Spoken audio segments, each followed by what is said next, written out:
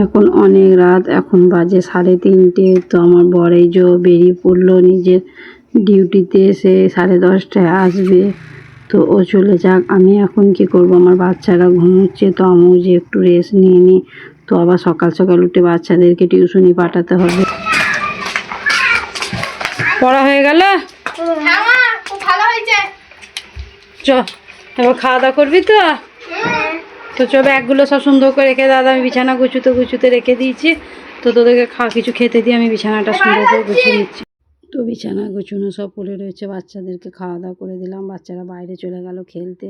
তো এখানে একটা যা এসেছে, তার সাথে আমি গল্প করছি আর বাসনগুলোকে সুন্দর করে ধুয়ে নিচ্ছি। বাসনগুলো সব সুন্দর করে ধুয়ে নিয়ে আমি চলে এলাম আমার ছোট্ট টিনের রান্নাঘরে।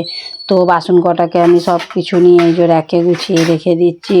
তো বাচ্চারা সব বাইরে খেলা করছে, এখনও বর আসেনি। বরকে বলেছি যে আজকে মাছ নিয়ে আসবে, আজকে মাছ রান্না করব। তো কিছু ফ্রিজে সবজি ছিল, সেইগুলোকে আমি কেটে ধুয়ে রেডি করে রেখে দিয়েছি।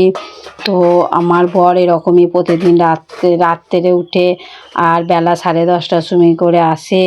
তো আমার বরের একদিনও নিজের ডিউটি বন্ধ না, প্রতিদিনই ডিউটি। ওর যদি শরীর খারাপ করে তখনই ও বন্ধ রাখে, না হলে ও একদিনও ছুটি নেয় না।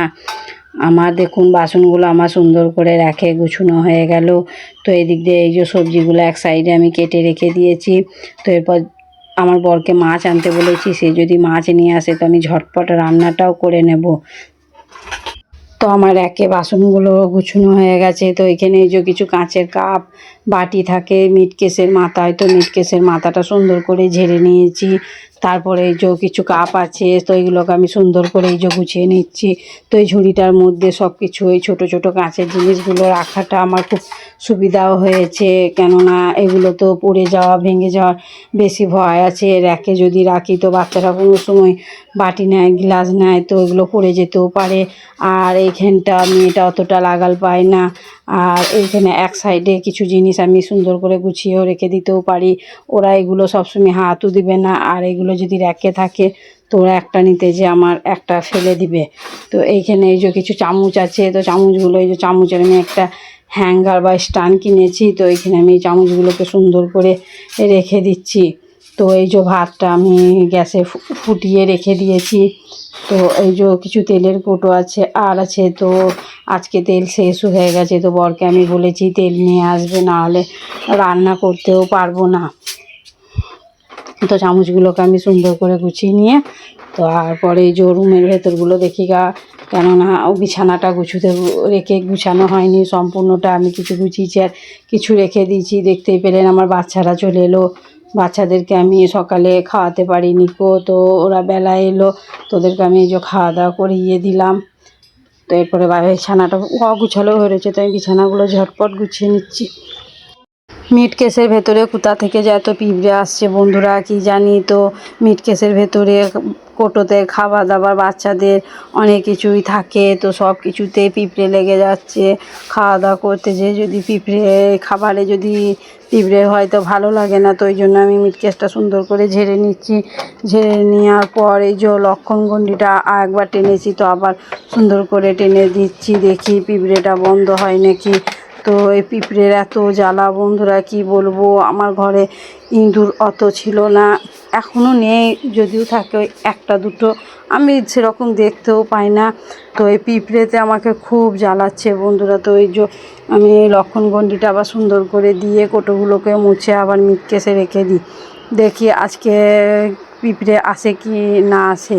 যদি এই যে পিঁপড়ে আসে তো আমার এই যে মিট কেসের যে নিচে যে খুঁড়োগুলো আছে ওগুলোতে কি সুন্দর পানি দেওয়া হয়, ওগুলোতে পানি দিলে আর মিট কেসের ওপরে কিছুতেই পিঁপড়ে উঠবে না। তো দেখি কি হয়। তো মিট কেসের ওপরে আমি যে লক্ষণ গুন্ডি কেটে দিয়ে তো কোটোগুলোকে সুন্দর করে মুছে নিয়ে কোটোগুলো যেখানে থাকে সেইখানে আমি রেখে দিচ্ছি। কিছু খাবার দাবারে খুবই পিঁপড়ে লেগে গিয়েছিলো, তো সেগুলো খাওয়া দাওয়া করা যাবে না, তো আমি সেগুলোকে সব ফেলে দিয়ে কোটোগুলোকে আমি সব মুছে নিয়ে আবার রেখে দিলাম। বরকে ফোন করে বলা হলো যে খাবার দাবার নিয়ে এসো, তো বর খাবার দাবার সব নিয়ে এলে আমি আবার কোটোতে সব ঢেলে রেখে দেবো। আমার সব কিছু হয়ে এলো। তো এখানে এই যে মিট কেস অনেক কোটো কাটা থাকে, তো আমি এগুলোকে মুছে সুন্দর করে গুছিয়ে নিয়ে আবার রান্না করার জন্য ফিরে আসছি।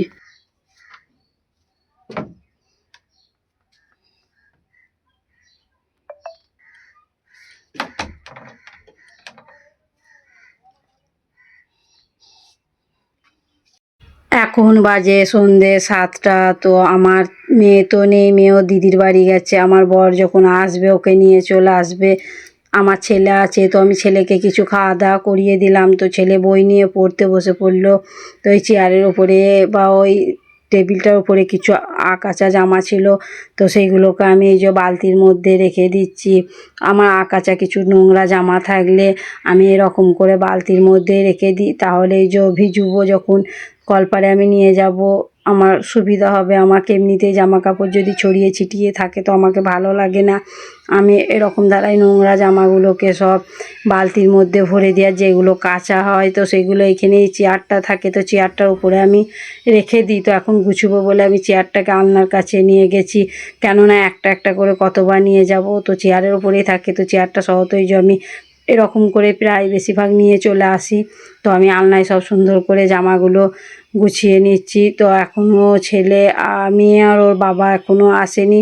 তো ওরা চলে এলে এই যে ছেলে পড়তে বসেও পড়েছে। তো এদিকে রান্না হয়ে গেলে আমরা খাওয়া দাওয়া করে নেবো, দিয়ে একটু রেস্ট নেবো। ফোনে এডিট পড়া আছে, এডিট করব। তারপরে দেখি এবেলা মাকেও বেলা ফোন করা হয়নি, তো মাকে একবার ফোন করব।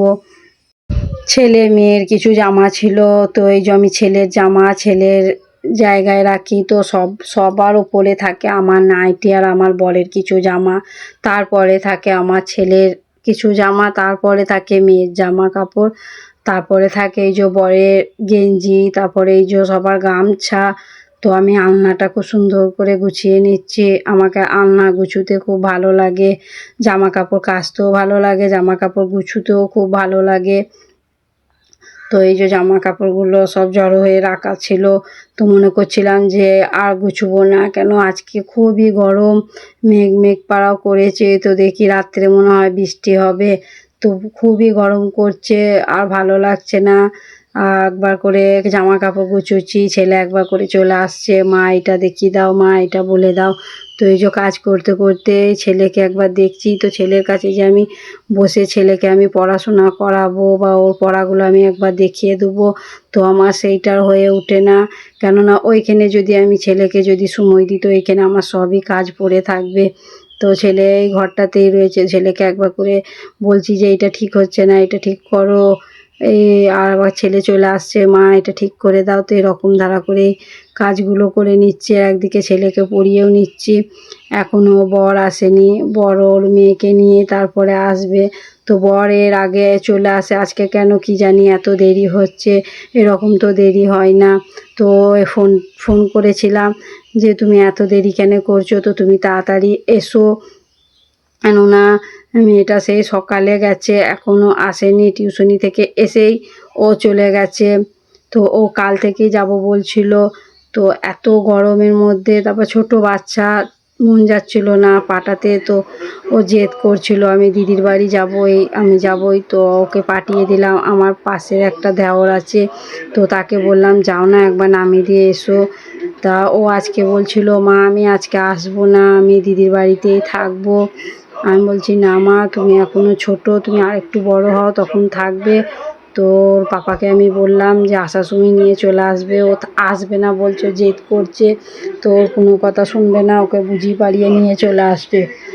তো দেখি বরকে ফোন করেছিলাম, তো বর বললো আমি এখনও ওর ভাইজির বাড়ি, তো এখনও সে ওর ভাইজির বাড়ি যায় নাই কো। তা ওকে আমি বললাম যে তাড়াতাড়ি করে চলে যাও, কেননা রাতও হচ্ছে।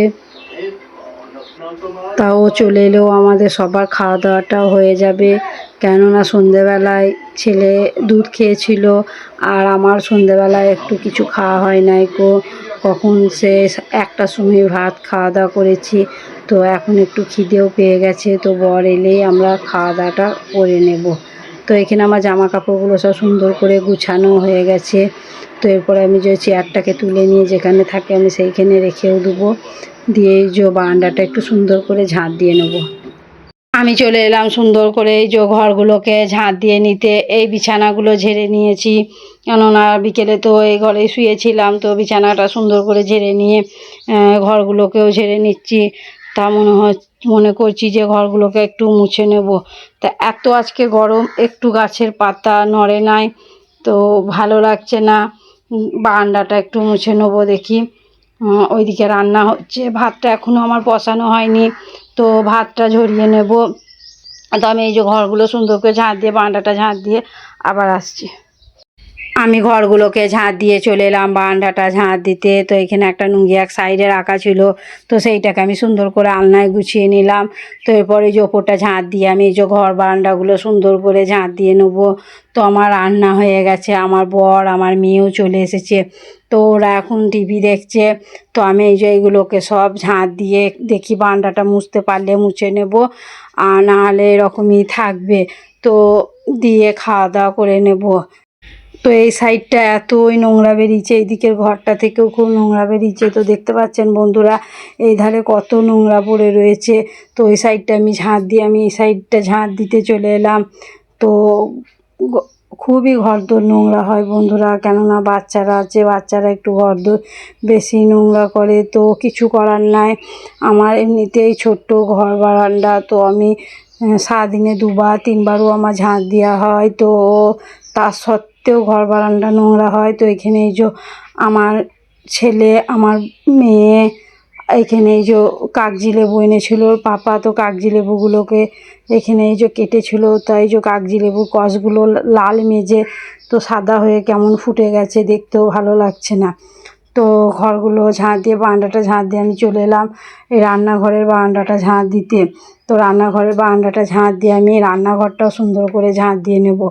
তো এরকম আমি খাওয়া দাওয়া করার পরও আমি একটু ঘর বারান্দাগুলো আস্তে হালকার ওপরেও ঝাঁট দিয়ে নিই, কেননা আমার বর তো ভোরবেলায় আসে, এসে একটু খাওয়া দাওয়া করে আবার 3:30 বা 4টের সময় করেও বেরিয়ে যায়।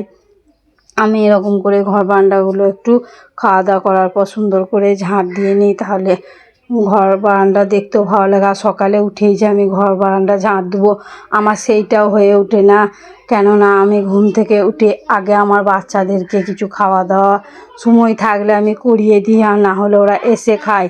তো ওদেরকে আমি এই যে খাওয়া দাওয়া করতে গিয়ে আমার খুব দেরি হয়ে যায়। তারপরে এই যে টাইমের মধ্যে পানি দিই, তো টাইমের মধ্যে পানি দিলে এই যে কাপড় কাচা, বাসন ধোয়া, পানি ভরা, তো এগুলো তো আমার থাকে। তো এগুলোতেও তো আমার সময়টা লেগে যায়। তো আমি ওই ধারগুলো করতে গেলে আমার এই ধারগুলো হয় না। তো সেই জন্য ঘর বারান্দা আমি পরেও ঝাঁট দিলেও আমার চলে যাবে, তার জন্য আমি এই যে রাত্রের মধ্যে একটু ঝাঁট দিয়ে নিই। কেন সকালবেলায় যদি ঘর বারান্দা বেশি নোংরা থাকে তো মনে হয় ওইগুলো আমার সব থাক, আমি আগে ঘর বারান্দাগুলো ঝাঁট দিয়ে নিই। তো ঘর বারান্দা ঝাঁট দিতে গিয়েও তো আমি পানিটা ওই দিক দিয়ে পাবো না, তো বুদ্ধি খাটিয়ে আমি। তো বন্ধুরা, সন্ধ্যে থেকে অনেক কাজ করলাম। তো অনেক কাজ করার পর অনেক হাঁপিয়ে গেছি, আর আজকে খুবই গরম।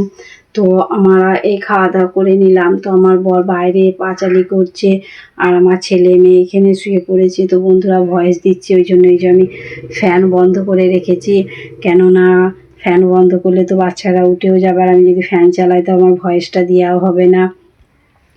তো আমার বাচ্চারা এখানে ঘুমোচ্ছে। আজকে আমি ভিডিও করতে করতে আমার নিজের পরিচয় দিইনি বন্ধুরা। তো বন্ধুরা, আসসালামাইকুম বন্ধুরা, আমি সাইদা পূর্ব বর্ধমানের এই ছোট্ট গ্রাম থেকে বলছি। তো আমার ভিডিওতে যদি কেউ নতুন হয়ে থাকেন তো প্লিজ আমার চ্যানেলটা একটা সাবস্ক্রাইব করে আমার পাশে থাকবেন। আর আমার ভিডিওটা যদি কাউকে কোথাও ভালো লেগে থাকে প্লিজ একটা লাইক করে দিবেন। তো বন্ধুরা, আজকের ভিডিও এই পর্যন্ত, পরবর্তী ভিডিও আগামীকাল। আসসালামু আলাইকুম, টাটা।